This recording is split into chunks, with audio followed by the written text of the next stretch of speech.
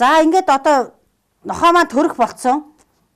Энэ үед нь юу анхаарах вэ гэхээр хамгийн түрүүнд маш сайн цэвэрлээд энэ хавийнх нь ингээд үсийг аваад ингээд ямар ч гэсэн нохооныхоо зүгээс одоо эн чинь төрснийхаа дараа бас нэг хэд хоног усанд орохгүй те бас өөрт нь айгүй бас хэцүү л байна. Ингээ ойр орох усанд ордог нохоо байсан болохоор тийм учраас усанд оруулаад ингээд дулаахан байлгана. Дулаахан байлгахаас гадна бас төрөлт эхлэх гэж нэг үйл явц байдаг. Тэр нь яаж илэрхүү гэхээр энэ нохоо чи өөрөө жирийн үе гэсэн нэг хаяа нэг ганц хоёр юм самардж идэг. Ингээд газар мазар малтах үе гардаг. Тэгтээ яг төрөлт эхлээд өөрөө ингээд өвдөж байгаа үед энэ нохооны тэр хөдөлгөөн их идэвхтэй болдог. Бүр асар ингээд бүр мэдгэдгүүцээр ингээд юу газар ухна, юм маажна. Тэрэн дээр нь бол гайх шаардлага байхгүй. За манай нохоо одоо яг төрөх гэж байгаа юм байна. Өнөөдөр төрөх үү, маргааш төрөх үү гэдгийг бас ажиглаж явах хэрэгтэй.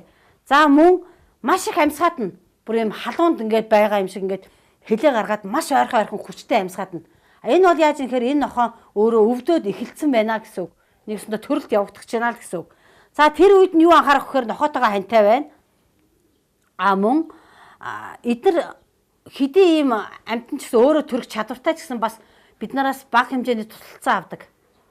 Тэр нь юу юм бэ гэвэл хээлтэй байгаа үед энэ нохоо маань өөрийнхөө бүксэнд хүрэхгүй мөн ийм жижигхэн шүдтэй учраас хүүгээ бас зарим нохооноо тасалж чаддаггүй. Гүлэг өөрөө төрөхдөө гадуур аим хальстай төрдөг. Тэгэхээр яадаг гэхээр ерөөсөө эхний үед бол энэ нохооны яг төрөлт эхэлсэн үед ерөөсөө оролдож болохгүй.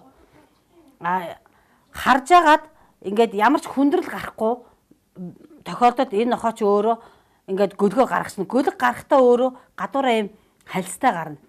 Тэр хальсыг бол бид нар маш хурдан хагалж өгөх хэрэгтэй. Тэр хальсыг хагалахаас ямар ч байсан ерөөсөө айж болохгүй.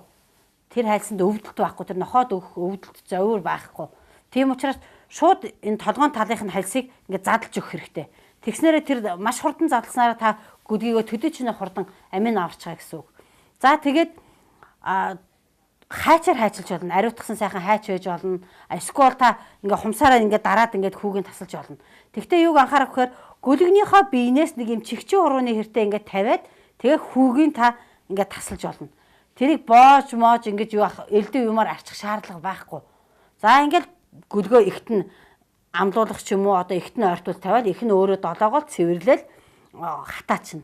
Харин энэ нохооны гөлөг өөрөө би өөрөөсөө дулаан ялгаруулах чадвар байхгүй. Их жижигхэн төрдөг учраас дулаан ялгаруулах чадваргүй төрдөг. Тийм учраас юуг анхаарах вэ гэхээр аль болохоор гөлөг нохоогоо төрсний дараа маш дулаахан байх хэрэгтэй гөлөгтэй цуг. Нэмэлтээр гэрэл тавьж өгч болно. Бас одоо гэрлийг нөгөө тохируулдаг ихсгэж басгадаг юм зүйл маш их гарцсан учраас тэрүүгээр ингээд гэрлийн өөрийнх нь дулаанд нь дааруулахгүй үднэс дулааны ингээд тохируулж тийм гэрэл дулаан тохируулагч тавьж өгч болно.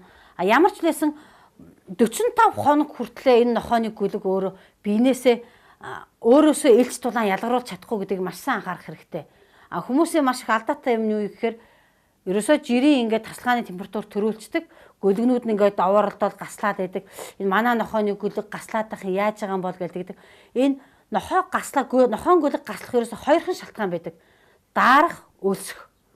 Хэрвээ гидсэн цатгалан дулаахан байгаа орчинд гөлөг унтчил байна. Тийм учраас тэр үйл ингээд гөлөгөө маш сайн ажиглах хэрэгтэй бас. Гасалж гин үү, яаж мөөмөө хөхөж чадж гин үү, энэ их үсэн дундаас энэ гөлөг чинь хөхөө одоо хөхөд бас маш их хүндрэлтэй байдаг.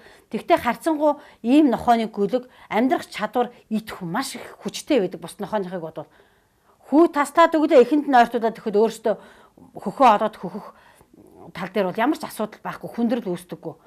Тэгэхээр бид нар зүгээр хуурай дулаахан орчныг л энэ нохоонд бүрдүүлж өгөх ёстой.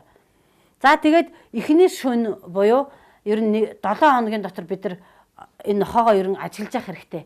Ягаад гэвэл анх удаага гүлгэлж байгаа нохоо байж болно. Ер нь ингээд нохоонууд ингээд санамсаргүй болгоомжгүйгээсээ гөлгөө дарах гэдэг. Эхний 7 хоногт бол гөлгнөөс ямар нэг юм гаслах ингээд бие хамгаалах тийм дуу чимээ ер нь баг гардаггүй. Тэрнээс дээшээ бодоод ирэхээр гөлөгчин өөрөө өвдөлт мэдрээд тэгээд гасалдаг. Тэгэхээр их нь өөрөө ингээ өндөгөө босоод өгдөг. А тэрнээс өмнө бид нар бас өөрөө гөлгөө давхар хамгаалах хэрэгтэй. За юм байна.